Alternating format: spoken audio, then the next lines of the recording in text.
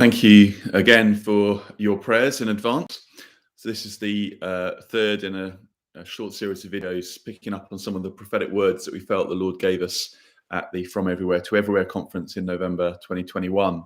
This third section focuses in on the subject of buildings. Now we know that the church is the people, that we're a living temple. We're being built together as living stones, a building of the Spirit. But we also know how helpful the use of physical buildings can be for our local mission, for connecting with our local communities.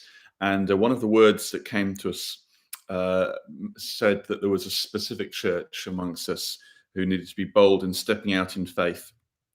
And there was what seemed to be a promise lying associated with that to encourage them to believe that God was going to provide a local building and favour with the owner of that building locally, eager to keep it local. The owner wants to keep it local. God's making a way for it to stay local.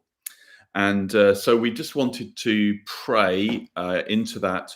A couple of things to pray about. I mean, first of all, very much focused on that. We know at the moment that the church in North Walsham are literally doing that. Actually, they are taking bold steps and they're trusting the Lord for provision of a building. And so we want to pray for them that God would not lead them into any false starts, but would now lead them into the provision of a base for them to work from and to house the different outreach projects they're doing, a place to meet Him. So let's pray for the brothers and sisters in the church in North Walsham. But also, as we were just praying about this, we're aware that a couple of the other churches in our community are looking at things relating to buildings. So, for example, in Beccles and also in Attleborough. It's a bit of a longer term thing, but there is also a link to the brothers and sisters in Niš in Serbia, possibility of maybe getting some extra facility there as well.